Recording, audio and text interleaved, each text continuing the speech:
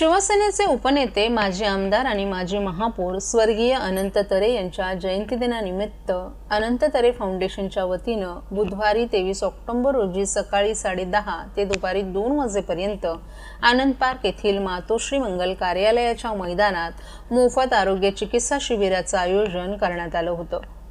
हे मोफत आरोग्य शिबिराचं उद्घाटन मेट्रो हॉस्पिटलचे डॉक्टर राहुल पांडे आणि श्रीमती हेमलता अनंत तरे यांच्या हस्ते दीपप्रज्वलन करून संपन्न झालं। गोरगरीब आणि गरजूंकरिता अनेक लोकोपयोगी उपक्रम अनंत तरे फाउंडेशनच्या माध्यमातून राबवण्यात आले आहेत। फाउंडेशनच्या वतीनं आयोजित करण्यात येणाऱ्या मोफत आरोग्य शिबिराच्या माध्यमातून आनंद पार्क, आझाद नगर, श्रीरंग, वृंदावन, ऋतू पार्क आणि राबोडी या परिसरातील गरजूंनी भरघोस लाभ घेतला।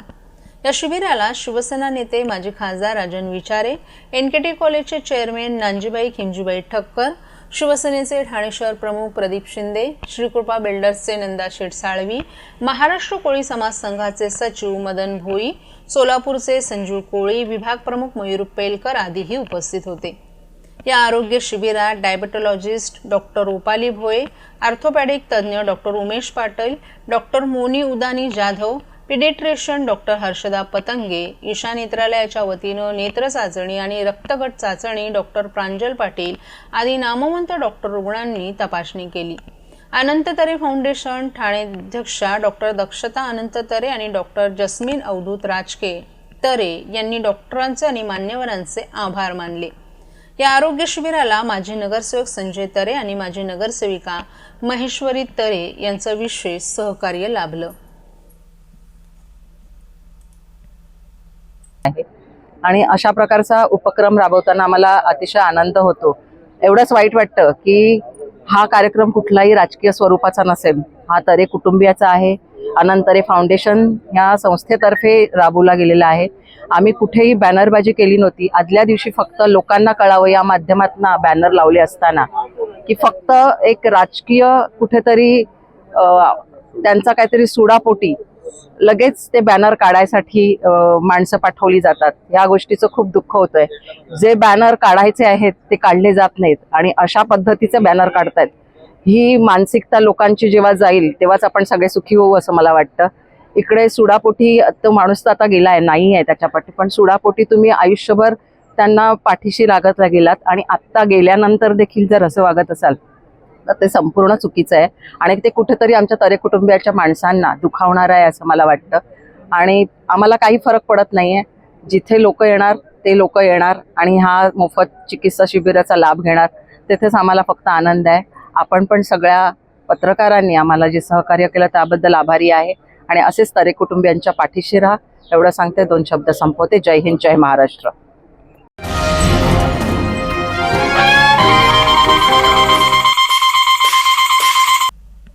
शिवसेना शिंदे गटानं उमेदवारांची यादी अद्याप जाहीर केली नसली तरी मुख्यमंत्री एकनाथ शिंदे सर्वप्रथम शिवसेना पक्षाचा उमेदवार म्हणून गुरुवारी 24 ऑक्टोबर रोजी आपला अर्ज दाखल करतील। यावेळी भव्य मिरवणूक काढून शक्ती प्रदर्शन करण्यात येणार आहे। त्यासाठी ठाण्यातील सर्व शिवसेनेच्या पदाधिकाऱ्यांना हजारोंच्या संख्येनं उपस्थित राहण्याचं आवाहन करण्यात आले। विधानसभा निवडणुकीसाठी अर्ज भरण्याची सुरुवात 22 ऑक्टोबर पासून सुरू झाली आहे। 29 ऑक्टोबर पर्यंत अर्ज भरण्याची मुदत आहे, परंतु मध्ये 2 दिवस सुट्ट्या येत असल्यानं उमेदवारांच्या हाती केवळ 5च दिवस आहेत। त्यामुळे पहिल्या 3 दिवसांमध्ये पक्षानं ज्यांना उमेदवारी दिली आहे ते अर्ज दाखल करण्याची शक्यता आहे।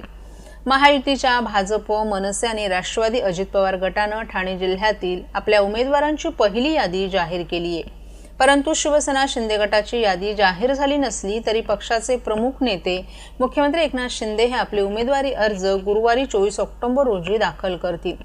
टेमीनाका येथील शक्तीस्थळाला नमूद केल्यानंतर मुख्यमंत्री एकनाथ शिंदे कोपरी येथील परबवाडी शाखेत पोहोचतील। सकाळी 10 वाजता परबवाडी ते ITI सेंटरपर्यंत भव्य मिरवणूक काढत यावेळी शक्ती प्रदर्शन केलं जाणार आहे। या मिरवणुकीमध्ये फटाक्यांची आतिषबाजी होणार आहे, तसंच विविध वाद्यवृद्धांचं पथकही असणार आहेत। हे शक्ती प्रदर्शन यशस्वी करण्यासाठी सोमवारी शिवसेना शिंदे गटाची बैठक झाली। यावेळी कोपरी पाचपाकाडी नव्हे तर ठाण्याच्या सर्व भागातील पदाधिकाऱ्यांना, युवा सैनिकांना आणि महिला आघाडीला हजारोंच्या संख्येनं कार्यकर्ते आणण्याच्या सूचना करण्यात आल्यात।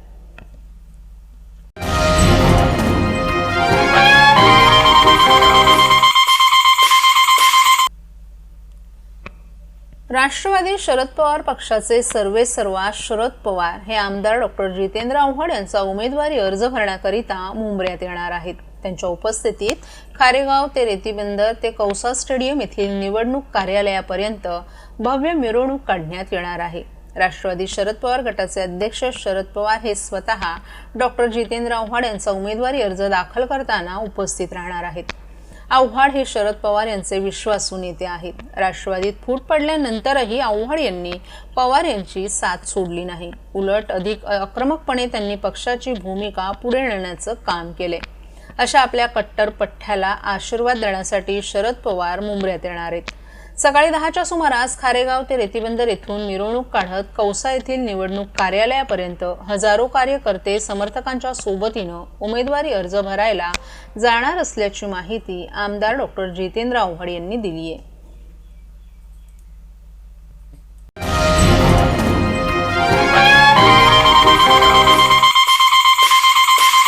महाराष्ट्रातील भगिनींना आधार देणारी राज्य शासनाची मुख्यमंत्री माझी लाडकी बहीण योजना. या योजनेअंतर्गत अल्प उत्पन्न गटातील 21 ते 65 वयोगटाच्या भगिनींना मिळणार दरमहा 1500 रुपयांची मदत. अर्ज करण्यासाठी 31 ऑगस्ट 2024 पर्यंत मुदतवाढ. कुटुंबाचं वार्षिक उत्पन्न 2.5 लाख रुपयांपेक्षा कमी असलेल्या महिला पात्र. कुटुंबाकडे पिवळं किंवा केशरी रेशन कार्ड असल्यास उत्पन्नाचा दाखला आवश्यक नाही. पांढरं रेशन कार्ड असेल किंवा रेशन कार्ड नसेल तर कुटुंबाचं वार्षिक उत्पन्न 2.5 लाखांपेक्षा कमी असल्याचा दाखला आवश्यक. योजनेसाठीचा ऑनलाईन अर्ज नारी शक्ती दूत ॲपवरून किंवा पोर्टलवर भरता येईल. ज्या भगिनींना ऑनलाईन अर्ज भरता येत नसेल त्यांच्यासाठी अंगणवाडी, ग्रामपंचायत, वॉर्ड ऑफिस, सेतू सुविधा केंद्रामध्ये किंवा आशाताई बचत गटाच्या CRP यांची मदत उपलब्ध. आता आपल्याला अभिमानानं म्हणता येईल, सुखी आणि सुरक्षित आहे माझी लाडकी बहीण.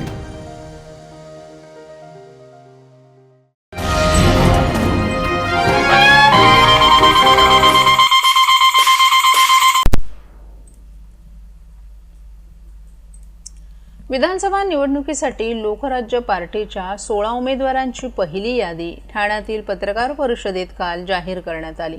लोकराज्य पार्टीचे महासचिव ॲडव्होकेट किशोर दिवेकर यांनी उमेदवारांच्या नावाची घोषणा केली आहे. राज्यातील सर्वच अन्यायग्रस्त अनुसूचित जाती जमातींचा सर्वांगीण विकास साधणं, त्यांचे प्रश्न सोडवणं हे लोकराज्य पार्टीचं मुख्य उद्दिष्ट असल्यामुळे मराठा बहुजनांसह सर्वच अन्यायग्रस्त अनुसूचित जाती जमाती, भटक्या विमुक्त जमाती, इतर मागासवर्ग, अल्पसंख्याक यांची सामाजिक मूठ बांधून महाराष्ट्रातील अनुसूचित जाती व जमातींसाठी राखीव असलेल्या 50 विधानसभा मतदारसंघातून आणि ज्या ज्या ठिकाणी अन्यायग्रस्त अनुसूचित जाती जमातींचे प्रचंड संख्याबळ असेल अशा निवडक 40 ते 50 विधानसभा मतदारसंघातून लोकराज्य पार्टीतर्फे उमेदवार उभे करण्यात येणार आहेत. त्यासाठी सर्व अनुसूचित जाती जमातींसह इतर मागासवर्गीय बहुजनांचं प्राबल्य असलेल्या सर्वच विधानसभा मतदारसंघांसाठी सामंजस्यानं संघटितपणे निर्णय घेऊन एकमेव उमेदवार उभा करून तो भरघोस मतांनी निवडून आणणं हा लोकराज्य पार्टीचा ध्यास आहे, अशी माहिती लोकराज्य पक्षाचे महासचिव ॲडव्होकेट किशोर दिवेकर यांनी या पत्रकार परिषदेत दिली आहे. पत्रकार परिषदेच्या माध्यमाने आज आम्ही इथे सूचित करतो की लोकराज्य पक्षाच्या वतीने आमचा जो अजेंडा आहे की ज्यामध्ये सिलेक्टेड 50 जो फॉर्म्युला आहे जो घेऊन आम्ही चाललेलो आहे आणि या सिलेक्टेड 50च्या फॉर्म्युल्यामध्ये ते SC/ST समाजाचे जे प्रमुख प्रतिनिधित्व करण्यासाठी सर्वसामान्यांना संधी देण्यासाठी आपण सिलेक्टेड 50 जो SC/ST साठी आपण उमेदवारांची यादी जाहीर करतोय आज. तसेच त्याच माध्यमाने सर्वसामान्य उमेदवारांना सुद्धा आज आम्ही इथे त्यांच्याही काही आज पहिल्या यादीमध्ये त्यांचे सुद्धा आज इथे उमेदवार म्हणून नाव जाहीर करतोय. आणि प्रामुख्याने लोकराज्य पक्षाचा जो प्रमुख अजेंडा आहे जी म्हणजे संविधानाची जी काही पायवल्ली होत चाललेली आहे आज या देशामध्ये ती कुठेतरी थांबवावी आणि खरं लोकशाही म्हणजे लोकांचं राज्य निर्माण करण्यासाठी आज लोकराज्य पक्ष हा प्रमुख भूमिका घेऊन चाललेला आहे. आणि यामध्ये प्रामुख्याने तळागाळातील शेतकरी, कष्टकरी, आदिवासी, भूमिपुत्र अशा सर्वांचा आवाज उचलून लोकराज्य पक्ष काम करणार आहेत. आणि या विधानसभेमध्ये आम्ही आमचा आज झेंडा घेऊन ज्यामध्ये प्रामुख्याने आज इथे घोषणा करायची राहिलीच की ज्यामध्ये आज आम्हाला लोकराज्य पक्षाला जहाज चिन्ह सुद्धा मिळालेलं आहे. जे चिन्ह अधिकृत चिन्ह म्हणून आज आम्ही ते घोषित करतोय आणि या जहाज चिन्हाची आज आम्ही इथं घोषित करून या जहाज चिन्ह घेऊन आज आम्ही या जहाजातून आज या लोकराज्याचा प्रवास करणार आहोत.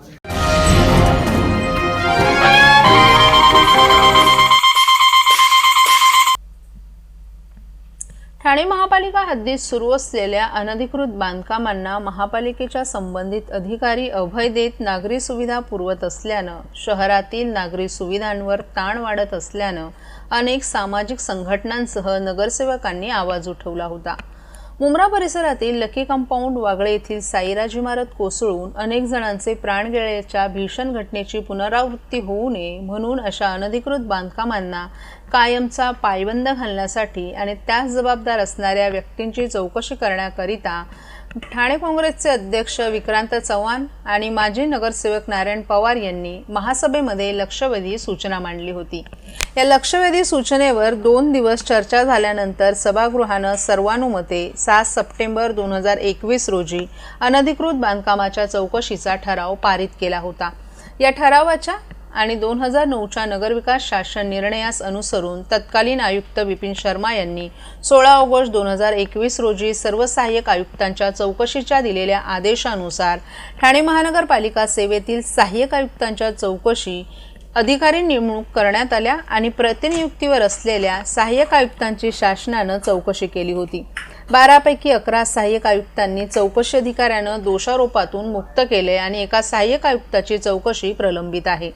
या प्रकरणी ठाणे काँग्रेसचे अध्यक्ष विक्रांत चव्हाण यांनी ठाणे काँग्रेसचे प्रवक्ते राहुल पिंगळे, हिंदूराव गळवे यांच्यासह पत्रकार परिषद घेत अनधिकृत बांधकाम करणारे ठाणे महानगरपालिका सेवेतील आणि प्रतिनियुक्तीवर आलेले अधिकारी जर निर्दोष असतील तर अनधिकृत बांधकामं करणारे आणि त्यास जबाबदार असणारे कोण, तसंच या प्रकरणी कुठलीही ठोस कार्यवाही न झाल्यानं सहाय्यक आयुक्तांची चौकशी सुरू असतानाच दुसरीकडे या कालावधीत शहरात मोठ्या प्रमाणात अनधिकृत बांधकामं उभी राहिली आहेत. त्यामुळे संबंधित अधिकाऱ्यांना कोणाच्या दबावाखाली क्लीन चिट देण्यात आली. तसंच आयुक्तांनी हा बोगस चौकशीचा अहवाल स्वीकारू नये आणि या प्रकरणाची पुन्हा नव्यानं चौकशी करण्यात यावी अशी मागणीही विक्रांत चव्हाण यांनी आयुक्तांना पत्राद्वारे केली आहे.